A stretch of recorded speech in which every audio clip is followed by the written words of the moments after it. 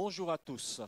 Ce matin, nous sommes heureux de nous retrouver sous le doux regard du Seigneur afin de partager ces instants et de nous faire du bien autour de la parole du Seigneur. Nous savons que Dieu, dans son amour, nous a donné sa parole et sa parole, c'est ce guide pour nous conduire, pour nous diriger. Ce matin, j'aimerais partager avec vous cette pensée tirée du livre de 2 Rois, le chapitre 4. Nous lirons le verset 8 au verset 37. 2 Rois, chapitre 4, verset 8 au verset 37. Il nous est dit ceci. Un jour, Élisée passait par Sunam. Il y avait là une femme de distinction qui le pressa d'accepter à manger.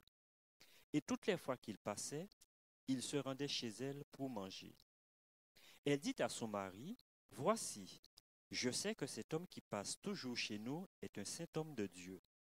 Faisons une petite chambre haute avec des murs et mettons-y pour lui un lit, une table, un siège et un chandelier, afin qu'il s'y retire quand il viendra chez nous. » Élisée, étant venu à Sunam, se retira dans la chambre haute et y coucha. Il dit à Géasi, son serviteur, « Appelle cette Sunamite. » Géasi l'appela et elle se présenta devant lui. Élisée dit à Géasi, « Dis-lui, voici, tu nous as montré tout cet empressement, que peut-on faire pour toi? Faut-il parler pour toi au roi ou au chef de l'armée? » Elle répondit, « J'habite au milieu de mon peuple. » Et il dit, « Que faire pour elle? » Géasi répondit, « Mais elle n'a point de fils et son mari est vieux. » Et il dit, « Appelle-la. » Géasi l'appela et elle se présenta à la porte.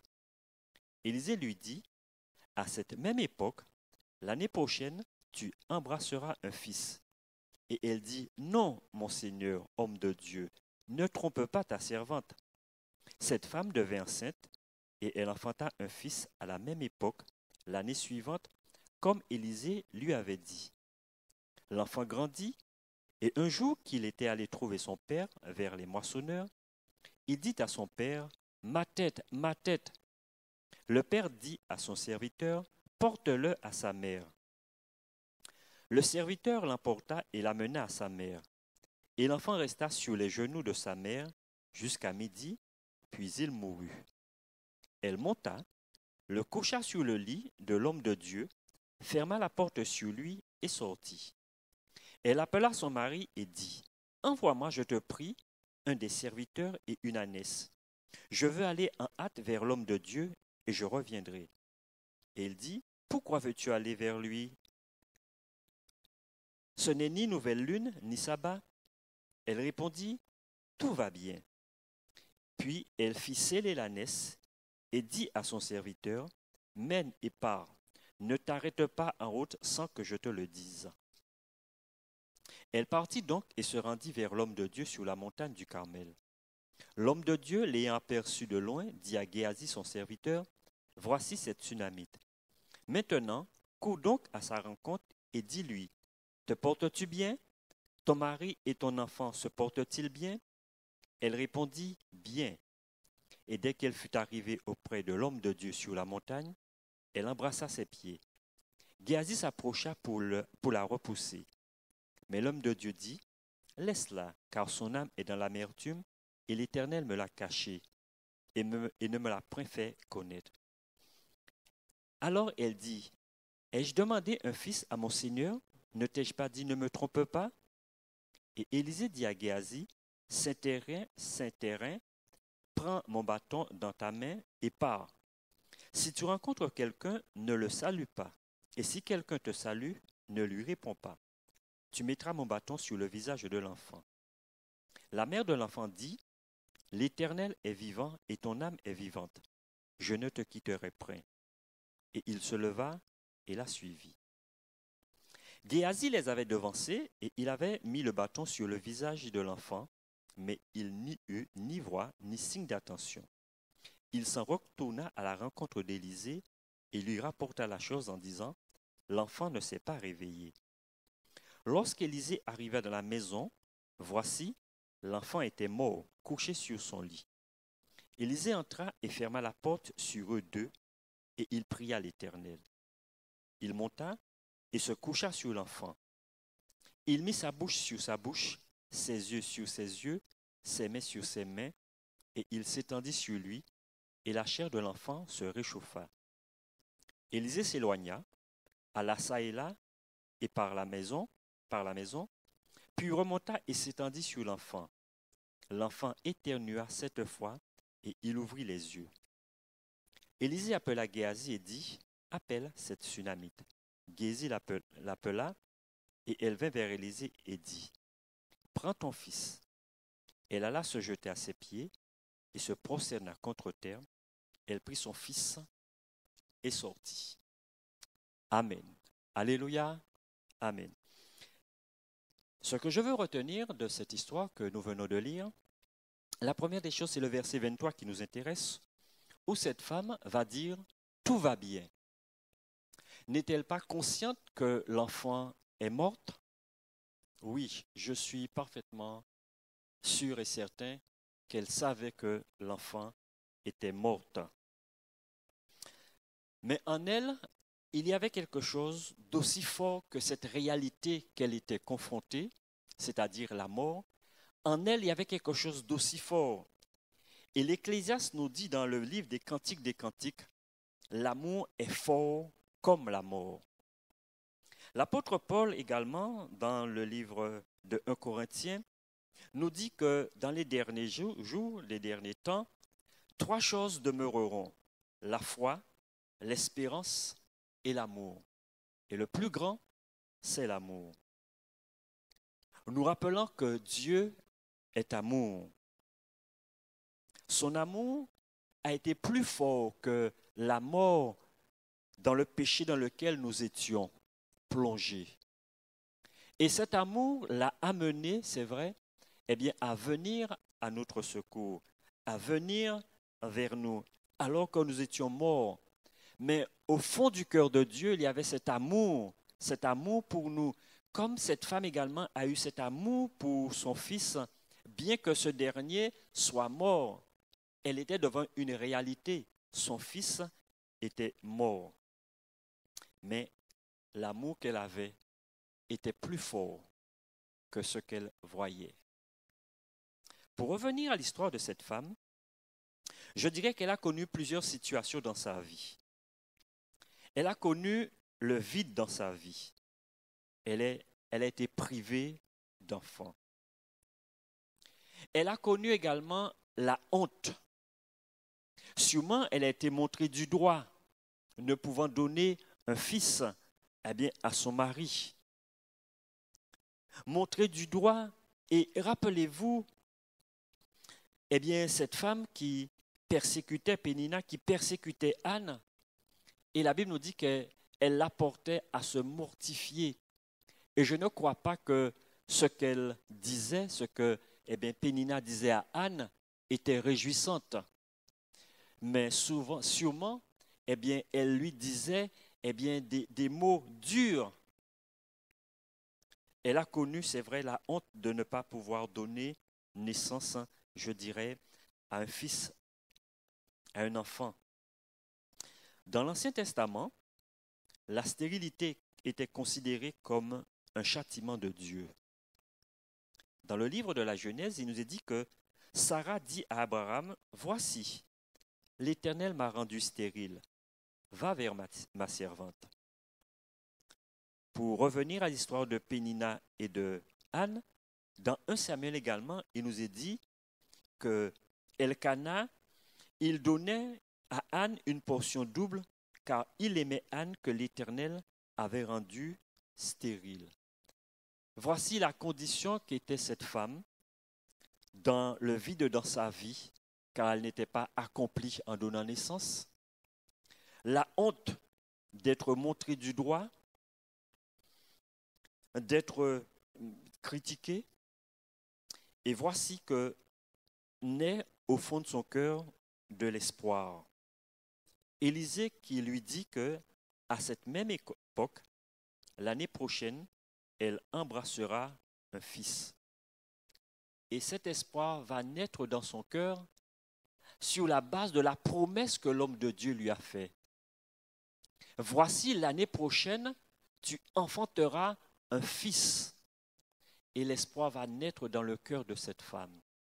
Elle va garder au fond d'elle cette parole qu'elle a reçue. Et cette parole va trouver son accomplissement. Mais qui a fait cette promesse? Celle qu'elle a reconnue comme un saint homme de Dieu. Celle pour qui, celui plus ou moins pour qui, eh bien, elle a exercé l'hospitalité. Non seulement cette femme va connaître l'espoir, mais cette femme également va connaître la joie. Et la Bible nous dit que, selon la parole de Dieu, l'année d'après, elle devint enceinte et elle enfanta un fils.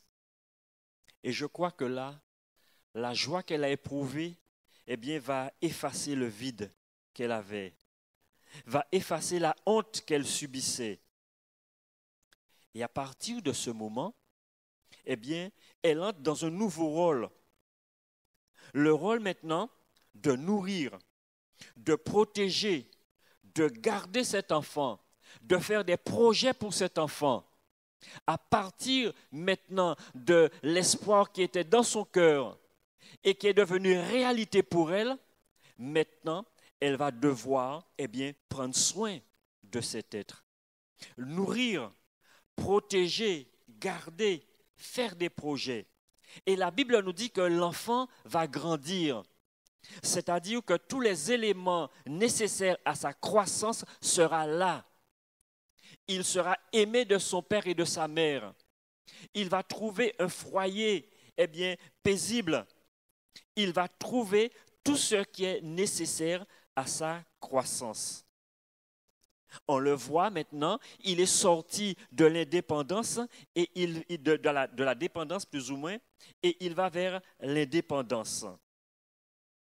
Et un jour, qu'il a été rencontrer son père, il dit à son père, ma tête, ma tête.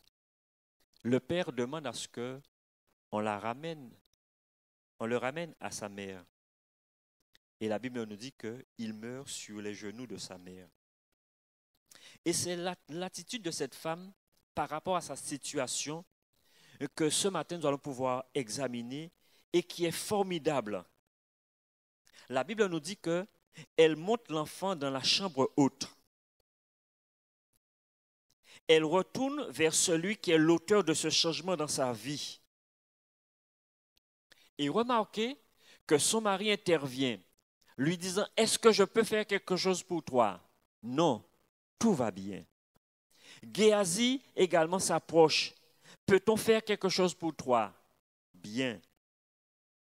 Et lorsqu'elle arrive au pied d'Élisée, la Bible nous dit qu'elle embrasse ses pieds. Et les paroles qu'elle prononce sont empreintes de foi. Ne me trompe pas, je ne te quitterai pas. Les paroles qu'elle prononce sont empreintes de foi. Et c'est pourquoi je disais qu'elle était consciente que l'enfant était mort, mais nous voyons que l'attitude qu'elle a est en adéquation avec sa démarche. Ne me trompe pas, je ne te quitterai pas. Et elle tombe aux pieds d'Élisée. Il y a là tout un symbole dans l'histoire de cette femme pour nous bien-aimés frères et sœurs. Et c'est vrai que notre vie était vide de sens. Ce qui nous motivait, c'était mangeons, buvons, car demain nous mourrons. C'était vide de sens. C'était que les plaisirs de ce monde. Les choses futiles, mangeons, buvons, car demain nous mourrons, qu'il n'y a plus d'espoir, plus d'espérance. Nous étions là également dans la honte, car la Bible déclare, le péché est la honte des peuples. Notre foi était stérile, ne produisait pas de fruits, et nous étions peut-être sur le point d'être coupés, car la Bible dit que tout sarment qui ne porte pas de fruits, eh bien, le Père Céleste le retranche. Notre foi était peut-être sec. Mais un jour, c'est vrai, l'espoir et la joie sont nés en nous grâce aux promesses de Dieu. Les promesses contenues dans la parole de Dieu ont trouvé écho dans nos cœurs, dans nos vies. Et nous avons saisi cette parole. Nous avons saisi cette promesse. Qu'en Jésus, il y a la vie. Que nous sommes pardonnés de nos péchés, quel que soit ce que nous aurions fait. Que nous avons au fond de nos cœurs l'espérance de la vie éternelle. Nous avons saisi ces paroles qui ont amené la joie et de l'espérance dans nos cœurs. Le salut a fait place maintenant, la joie du salut a fait place, je dirais, à la honte que nous subissions. Et dans le livre de Ésaïe, le chapitre 61 et le verset 7, il dit que la joie qui nous est donnée, qui nous sera donnée, est une joie éternelle. À partir de ce moment, nous sommes entrés dans un nouveau rôle. C'est-à-dire que maintenant, nous avons connu l'espérance de Dieu.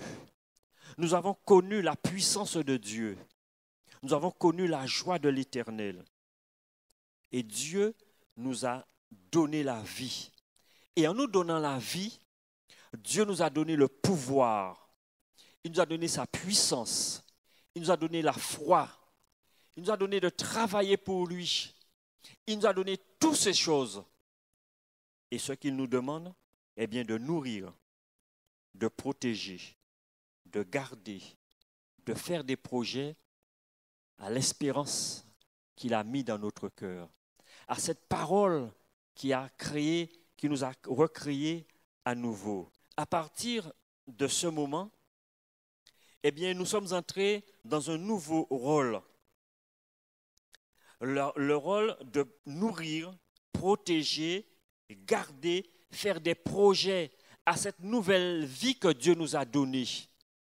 Et à cette nouvelle vie, Dieu nous a donné la puissance, il nous a donné le pouvoir, il nous a donné sa parole, il nous a donné la foi, il nous a donné d'accomplir des œuvres pour lui.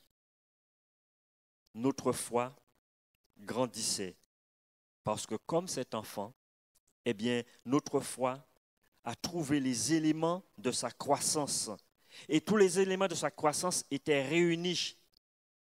L'obéissance à la parole de Dieu, la prière, une vie de prière, une assiduité aux réunions. Tous ces éléments étaient réunis. Une église, Dieu nous a donné une église pour nous rassembler, pour connaître la communion fraternelle. Dieu nous a donné des serviteurs. Tout était réuni pour que nous puissions grandir, croître, nous développer. Et un jour, tout commence par la tête. La tête. Certains peut-être ont perdu le casque du salut. La Bible nous dit dans 2 Corinthiens, le chapitre 11 et le verset 3, 2 Corinthiens 11, le verset 3,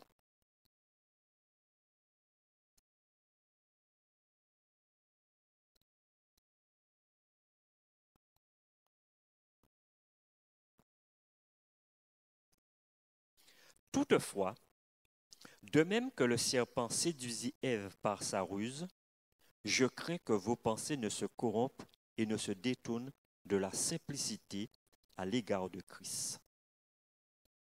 Toutefois, de même que le serpent séduisit Ève, je crains que vos pensées ne se corrompent et ne se détournent de la simplicité à l'égard de Christ. La tête. Et le casque du salut, c'est cette armure qui empêche à l'ennemi d'envoyer des flèches dans nos pensées.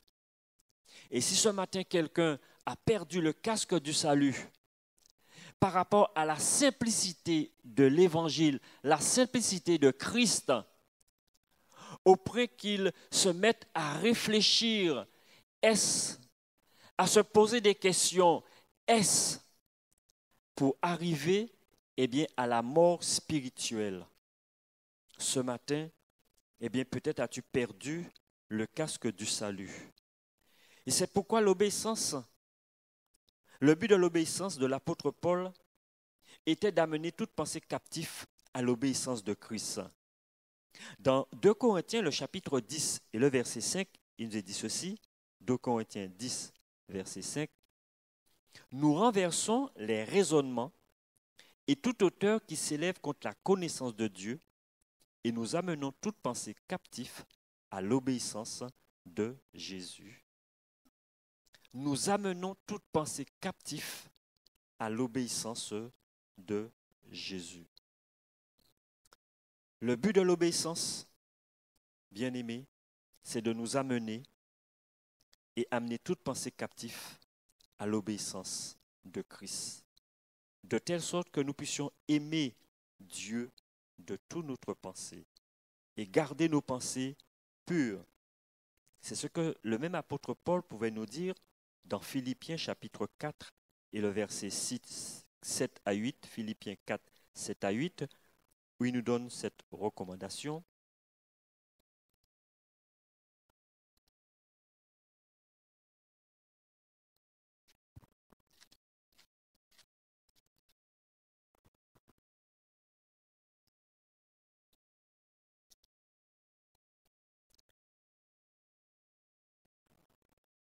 Et la paix de Dieu qui surpasse toute intelligence gardera vos cœurs et vos pensées en Jésus-Christ. Au reste, frères, que tout ce qui est vrai, tout ce qui est honorable, tout ce qui est juste, tout ce qui est pur, tout ce qui est aimable, tout ce qui mérite l'approbation, ce qui est vertueux et digne de louange, soit l'objet de vos pensées. Voici les recommandations de Dieu à notre égard. Que tout ce qui est vrai, digne de louange, soit l'objet de nos pensées. Et pour que nos pensées restent dans cette logique, nous avons besoin d'avoir le casque du salut. Et si nous perdons le casque du salut, l'ennemi enverra toutes ses flèches, toutes ses pensées dans notre tête. Et là, nous pouvons connaître la mort spirituelle. Dans le livre de Jacques, le chapitre 2, le verset 17, il nous est parlé de la foi, mais de la foi qui ne doit pas être une foi morte. Jacques, chapitre 2, verset 17. Il en est ainsi de la foi, si elle n'a pas les œuvres, elle est morte en elle-même. Il en est ainsi de la foi, si elle n'a pas les œuvres, elle est morte en elle-même. Dieu nous a donné la foi, mais notre foi doit accomplir les œuvres que Dieu a préparées pour nous. Et si quelque part nous avons la foi et que nous ne pratiquons pas les œuvres que Dieu a préparées pour nous, il nous dit que la foi, elle est morte. Dans le verset 26, il est dit également, comme le corps sans âme est mort, de même la foi sans les œuvres est morte. Dieu nous a donné la foi, mais notre foi doit être une foi qui soit active, qui soit une foi qui obéit et qui accomplit ainsi les œuvres de Dieu. Nous pouvons également avoir la tête remplie de tourments, tourmentés par les difficultés, qui va amener l'angoisse, la détresse, le cœur nourri, qui va amener tout cela. Et cela finira par la mort, cette mort. Peut-être avons-nous perdu l'onction, car Dieu nous a donné l'onction. Il nous a donné l'onction et nous devons utiliser cette onction. Peut-être est-elle morte, cette onction. Il se peut que ce soit la vie de consécration, la vie de prière. Vous n'avez plus cette vie de prière, cette vie de consécration. Et vous êtes sur le chemin également de la mort. Cette vie de l'esprit que Dieu nous a donnée pour nous aider Dieu nous a donné son Saint-Esprit. Et le Saint-Esprit, lorsque nous lui laissons une pleine autorité sur nos vies, nous conduit, nous dirige. Sinon, c'est la chair qui prend le dessus. Et nous avons besoin d'avoir cette vie de l'esprit. Et si nous n'avons pas cette vie de l'esprit, nous sommes peut-être en train de mourir. Nous avons mal à la tête et nous sommes en train de mourir. Que va faire cette femme? Elle va retourner. Que devons-nous faire, bien-aimés? Quelle attitude adopter? Eh bien, l'attitude, c'est comme cette femme. Retourner vers celui qui est à l'origine de cette transformation, de ce changement dans notre vie. La Bible nous dit dans 1 Pierre, le chapitre 2, le verset 25, « Car vous étiez comme des brebis errantes, mais maintenant vous êtes retournés vers le pasteur et le gardien de vos âmes. » Vous êtes retournés vers le pasteur et le gardien de vos âmes. L'attitude que nous devons avoir quand nous ressentons que nous commençons déjà, il y a cette pression dans la tête, il y a toutes ces choses qui viennent pour nous perturber. La Bible nous dit de retourner vers le pasteur et le gardien de nos âmes, de vos âmes. Ne me trompe pas, dira-t-elle. Et nous savons que l'espérance que Dieu a placée dans nos cœurs n'est pas une espérance pour nous tromper. C'est Romains qui nous le dit dans Romains chapitre 5 et le verset 5. Or, l'espérance ne trompe point, parce que l'amour de Dieu est répandu dans nos cœurs par le Saint-Esprit qui nous a été donné. L'amour de Dieu est répandu dans nos cœurs. Nous avons cette ferme assurance que Dieu nous aime. Nous avons cette ferme assurance que Dieu ne nous trompera pas. Nous ne serons pas déçus de Dieu. Il y a cette ferme assurance. Cette femme va revenir disant, ne me trompe pas. Il est vrai, je ne t'ai pas demandé d'enfant, mais je sais que parce que tu as fait la promesse et parce que tu m'as donné une raison d'espérer, ce n'est pas une promesse pour me décevoir. Et nous savons que l'espérance que Dieu a placée dans notre cœur n'est pas une espérance pour nous tromper. Parce que nous avons l'assurance que l'amour de Dieu accompagne cette espérance. Et dire, je ne te quitterai pas. Et il est bon pour nous d'avoir cette même attitude que cette femme. Cette attitude de persévérance. Nous avons besoin de persévérance, de détermination. Je ne te quitterai pas, de résolution. Rappelez-vous, dans le livre de la Genèse, chapitre 32, verset 24, Genèse 32, 24, Jacob demeura seul. Alors un homme lutta avec lui jusqu'au lever de l'aurore. Voyant qu'il ne pouvait le vaincre, cet homme le frappa à l'embrâture de la hanche. Et l'embrâture de la hanche de Jacob se démit pendant qu'il luttait avec lui. Il dit, « Laisse-moi aller, car l'aurore se lève. » Et Jacob répondit, « Je ne te laisserai point aller, que tu ne m'aies béni. » Amen. Je ne te quitterai pas, je ne te laisserai point aller, que tu n'aies répandu ta bénédiction sur moi. Nous savons une chose, si nous adoptons cette attitude face à la mort, face, je dirais, à ce que nous subissons, il est sûr et certain que Dieu nous bénira. C'est nous qui ne persévérerons pas jusqu'à la fin. Mais si nous savons persévérer jusqu'à la fin, nous savons rester au pied du Seigneur, avoir cette détermination, c'est sûr et certain que Dieu nous bénira.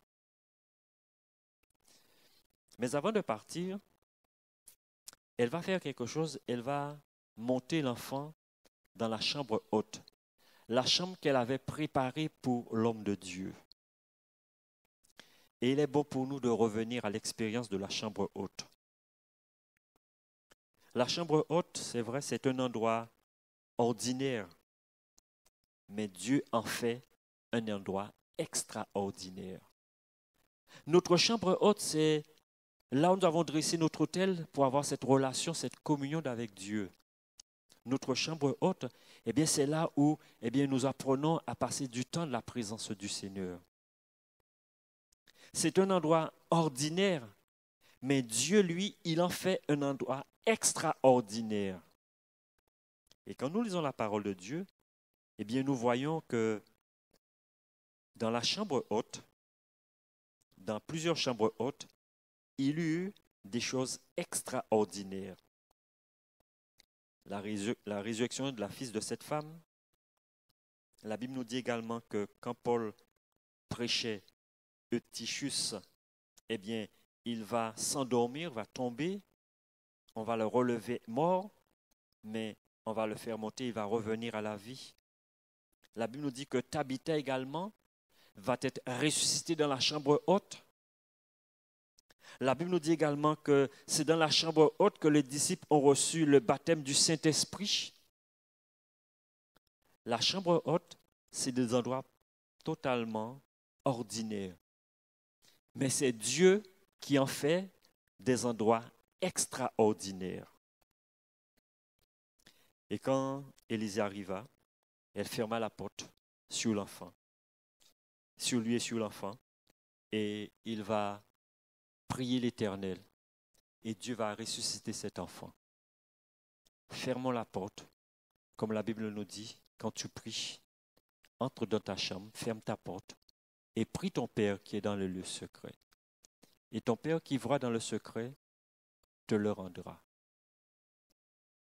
Et c'est là, bien-aimés, que je voudrais nous encourager.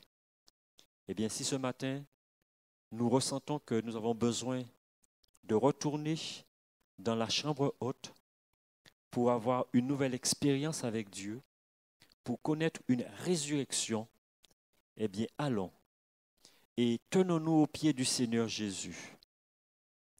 Tenons-nous aux pieds du Seigneur Jésus et réclamons, eh bien, ce dont nous avons besoin. Et si nous savons persévérer, Dieu nous bénira. Dieu va redonner vie à ce qui est mort en nous. Et ainsi nous connaîtrons une résurrection, et cela pour notre joie et la gloire de Dieu. Amen. Amen. Prions un instant. Nous te rendons grâce et te bénissons, bien-aimé Père, pour ta parole. Nous te remercions parce que nous savons qu'en toi, il n'y a pas de changement, il n'y a pas de variation. Tu es le Dieu de la promesse, le Dieu qui a apporté de l'espoir dans nos vies et qui nous a donné une nouvelle vie en Jésus, qui nous a donné la foi, l'autorité, la puissance, une vie de prière. Tu nous as tout donné. Notre rôle à nous, c'est de garder ce que tu nous as donné, nourrir ce que tu nous as donné, protéger ce que tu nous as donné, afin que la mort ne puisse point ravir ces choses, afin que l'ennemi ne puisse point ravir ces choses.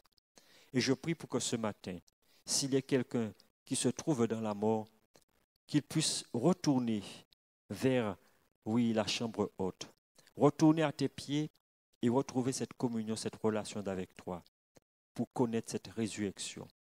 Merci de bénir ta parole dans nos cœurs et de nous faire du bien. Au nom de Jésus, Amen.